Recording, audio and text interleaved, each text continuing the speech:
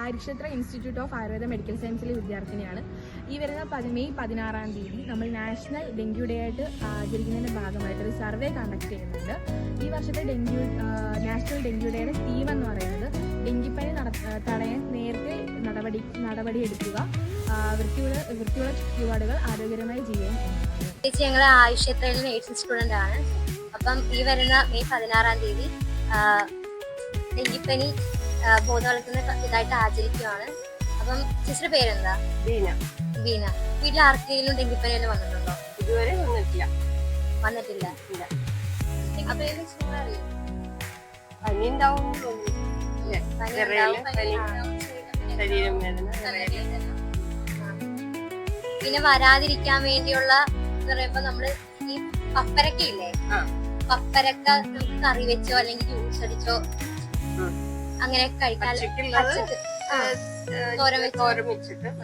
കറി വെച്ചോ അങ്ങനെ കഴിക്കും. പിന്നെ അതിന്റെ ഇലയില്ലേ, ഇല വെള്ളം തിളപ്പിച്ചോ ജ്യൂസ് അടിച്ചോ നമുക്ക് കുടിക്കുകയൊക്കെ ചെയ്യാം. പിന്നെ കിവി ഫ്രൂട്ട് ഇല്ലേ, അത് നല്ലത്. പിന്നെ വീടൊക്കെ ക്ലീൻ ആക്കി കൊതുക് വരാതിരിക്കാൻ വേണ്ടി ചെടിച്ചട്ടിയൊക്കെ ഇല്ലേ, അത് നമ്മൾ മാക്സിമം കുറച്ച് വെള്ളം ഭാഗത്ത് മാറ്റിയൊക്കെ ഇതൊക്കെ ചെയ്യാം. കൗണ്ട് കുറയുന്നതിനാണ്.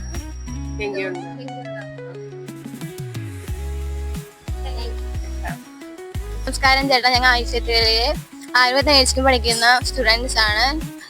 മെയ് 16 ഡെങ്കുപ്പനി ബോധവൽക്കരണ ദിനമായി ആചരിക്കുകയാണ്. അതിനുമായി ബന്ധപ്പെട്ട ചോദ്യങ്ങളും അതിന്റെ കാര്യങ്ങളും പറയുവാനാണ് ഞങ്ങൾ വന്നിരിക്കുന്നത്. ചേട്ടൻ ഡെങ്കുപ്പനി വന്നിട്ടുണ്ടോ? ഡെങ്കുപ്പനി വരാനുള്ള കാരണങ്ങൾ അറിയാമോ? കൊതുകാണ് മെയിൻ ആയിട്ട്. പിന്നെ നമ്മുടെ പ്ലേറ്റ്ലെറ്റ്സിലെ ബ്ലഡിന്റെ കൗണ്ട് കുറയുന്നത് മൂലവും ഇത് ഉണ്ടാകാൻ സാധ്യതയുണ്ട്. ഇതിന്റെ ലക്ഷണങ്ങൾ അറിയാമോ? പനി, ഛർദില്, തലവേദന, ശരീരം വേദന, ഇതൊക്കെയാണ് ഇതിന്റെ മെയിൻ ആയിട്ടുള്ള ലക്ഷണങ്ങൾ. ഇത് എന്തുകൊണ്ടാണ് ഉണ്ടാവുന്നതെന്ന് അറിയാമോ? ഇത് നമ്മുടെ വീട്ടില് ഈ ചിരട്ടകളിലും മറ്റ് വസ്തുക്കളിലും വെള്ളം കെട്ടിക്കിടക്കുകയും അതുമൂലമാണ് ഈ ഡെങ്കു കൊതുക് വരികയും അതുമൂലം രോഗങ്ങൾ ഉണ്ടാവുകയും ചെയ്യുന്നത്. മഴക്കാലത്താണ് കൂടുതലായും ഉണ്ടാകുന്നത്. ഇതിനു വേണ്ട വിറ്റാമിൻസ് എന്താണെന്ന് അറിയാമോ?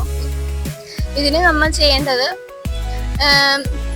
ഈ പപ്പങ്ങയിലെ ഇല, കിളിന്തില, അത് വെള്ളത്തിൽ എടുത്ത് തിളപ്പിച്ച് കുടിക്കാം. പിന്നെ നമുക്ക് ജ്യൂസ് അടിച്ചടിക്കാൻ പറ്റിയില്ലെങ്കിൽ നമുക്ക് വെള്ളത്തിയിട്ട് തിളപ്പിച്ച് കുടിക്കാം. പിന്നെ കിവി, പേരക്ക, പപ്പങ്ങ കറി വെക്കുകയോ അല്ലെങ്കിൽ പച്ചക്കറി വെക്കുകയും വളരെ നല്ലതാണ്. Thank you. നമസ്കാരം, ഞങ്ങൾ ആയുർക്ഷേത്രത്തിൽ നിന്ന് സ്റ്റുഡൻ്റ് ആണ്. മെയ് 16 ഡെങ്കു ബോധവൽക്കരണ ദിനമായിട്ട് ആചരിക്കുകയാണ്. ഡെങ്കിപ്പനി എങ്ങനെ വരുന്നതെന്ന് അറിയാമോ? ഡെങ്കിപ്പനി വരുന്നത് നമ്മുടെ വീട്ടില് ചിരട്ട, ഈ ഷീറ്റിലൊക്കെ കെട്ടിക്കിടക്കുന്ന വെള്ളത്തിൽ കൊതുക് മുട്ടയിടുന്നത് മൂലമാണ് വരുന്നത്. അപ്പം അതൊക്കെ നശിപ്പിച്ച് കളയണം വീടിന്റെ പരിസരത്തുണ്ടെങ്കിൽ. ഡെങ്കിപ്പനി വരുന്ന ലക്ഷണങ്ങൾ എന്തൊക്കെയാണെന്ന് ചേട്ടൻ അറിയാമോ? അറിയത്തില്ല. നല്ല പനി, ഛർദില്, ശരീരം വേദന തുടങ്ങിയവ വരുന്നതുകൊണ്ടാണ് ഇങ്ങനെയൊക്കെ ലക്ഷണങ്ങൾ അറിയുന്നത്. ഈ ശരീരത്തിലെ പ്ലേറ്റ്ലെറ്റുകളൊക്കെ കുറഞ്ഞു പോകുന്നത് മൂലമാണ് ഇങ്ങനെ ഉണ്ടാവുന്നത്.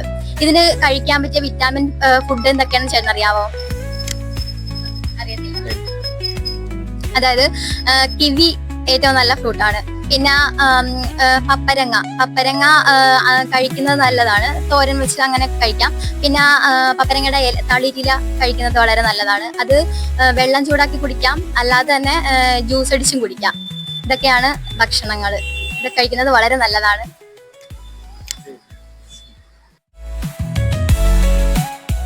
ഞങ്ങൾ ആയുർക്ഷേത്ര നഴ്സിംഗ് കോളേജിൽ പഠിക്കുന്ന സ്റ്റുഡൻസ് ആണ്.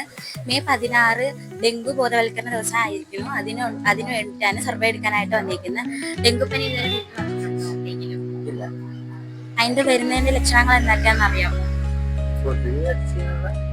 അതാണ് അതിന്റെ മെയിന്. പിന്നെ തലവേദന, ഛർദില്, പനി, ഇതൊക്കെയാണ് വരുന്നത്. പിന്നെ അത് വരാതിരിക്കാനായിട്ട് നമ്മുടെ വീടുകളിലുള്ള ചിരട്ടയിലിരിക്കുന്ന വെള്ളം, ചെടിച്ചട്ടികളിലിരിക്കുന്ന വെള്ളമൊക്കെ നമ്മൾ തട്ടിക്കളയണം. എന്നിട്ട് അതിന് കഴിക്കാനുള്ള വിറ്റമിൻ സി ഉള്ള ഭക്ഷണങ്ങൾ കഴിക്കണം. പിന്നെ കിവി ഫ്രൂട്ട് കഴിക്കുന്നത് നല്ലതാണ്. പിന്നെ പപ്പരങ്ങയുടെ ഇല വെള്ളത്തിൽ തിളപ്പിച്ച് കുടിക്കാം. എന്നിട്ട് അത് ജ്യൂസാക്കിയും കുടിക്കാം. എന്നിട്ട് നമ്മളുടെ ശരീരത്തിലുള്ള പ്ലേറ്റ്ലെറ്റുകളുടെ എണ്ണം കുറയുന്നതുകൊണ്ടാണ് അത് വരുന്നത്. ചേട്ടാ, ഞങ്ങളിവിടെ ആര്യക്ഷേത്രയിൽ ആയുർവേദ നഴ്സിംഗ് പഠിക്കുന്ന സ്റ്റുഡൻസ് ആണ്. ഈ വരുന്ന 16-ാം തീയതി ഡെങ്കു ദിനമായി ആചരിക്കുന്നതിന്റെ ഭാഗമായിട്ട് ഒരു ബോധവൽക്കരണ സർവേയുടെ ഭാഗമായിട്ട് വന്നതാണ്. കുറച്ച് ക്വസ്റ്റ്യൻ ചോദിക്കാം, നിങ്ങൾ ആൻസർ തന്നാൽ മതി. ഈ ഡെങ്കു വരുന്നത് എങ്ങനെയാണെന്നറിയോ? കൂടുതലും വരുന്നത് കൊതുകിലൂടെ തന്നെയാണ്. അത് നമ്മുടെ ചുറ്റുപാട്, വീടിന്റെ ചുറ്റുപാടുമുള്ള ഈ ചിരട്ട, പിന്നെന്താ ഈ ബക്കറ്റ്, ഈ വേസ്റ്റ് ആയിട്ടുള്ള കാര്യങ്ങൾ, പ്ലാസ്റ്റിക് സാധനങ്ങളൊക്കെ ഇട്ട് വെള്ളം ഇങ്ങനെ കൂടിക്കിടക്കൂലോ, അതൊക്കെ കിടക്കുന്നതിന്റെ ഒരു ഇതിലാണ് കൂടുതലും ഡെങ്കി വരാൻ ചാൻസ് കൂടുതൽ. കൊതു ഇങ്ങനെ പെറ്റ് പെരുക എന്നൊക്കെ പറഞ്ഞില്ല, അത് കണക്ക് വരണത്. അത് ജസ്റ്റ് ഒന്ന് ശ്രദ്ധിച്ചാൽ മതി. ചിരട്ട അങ്ങനത്തെ കാര്യങ്ങളൊക്കെ തട്ടിമറിച്ച് കളയുക, എന്നുവെച്ചാൽ മറിച്ചിടുക. അത് പിന്നെ ഈ വരുന്നതിന്റെ ലക്ഷണങ്ങൾ എന്തൊക്കെയാണെന്നറിയോ? ലക്ഷണങ്ങൾ മെയിനായിട്ടും പനി, ചുമ, തൊണ്ടവേദന, ഛർദില്, ശരീരം വേദന, വോമിറ്റിങ്, അങ്ങനെയൊക്കെ ആയിരിക്കും മെയിനായിട്ടും വരുന്നത്. പിന്നെ ഇപ്പൊ വന്നു കഴിഞ്ഞ് നമ്മള് ഹോസ്പിറ്റലിൽ പോയി ഡോക്ടറിന്റെ ഇത് കിട്ടിയാലും വീട്ടിൽ ചെയ്യേണ്ട കുറച്ച് കാര്യങ്ങളുണ്ട്, അതറിയോ? വേറൊന്നുമല്ല, നമ്മള് വീട്ടില് ഈ പപ്പായയില്ലേ, പപ്പായയുടെ കിളിന്ത ഇല അത് ഒന്നെങ്കിൽ വെള്ളത്തിലിട്ട് തിളപ്പിച്ച് കുടിക്കണം, ഇല്ലെങ്കിൽ ജ്യൂസ് അടിച്ച് കുടിക്കുക. പിന്നെ പച്ച പപ്പായ പച്ചക്ക് കഴിക്കാൻ പറ്റില്ല എന്നുണ്ടെങ്കിൽ തോരൻ വെച്ച് കഴിക്കുക. പിന്നെ വിറ്റാമിൻ സി ഉൾപ്പെടുന്ന ആഹാരങ്ങൾ മാക്സിമം കഴിക്കാൻ ശ്രമിക്കുക. പിന്നെ കിവി കഴിക്കുക. അത്രേ ഉള്ളൂ. Thank you. പേരെന്തായിരുന്നു? അരുൺ. Thank you sir.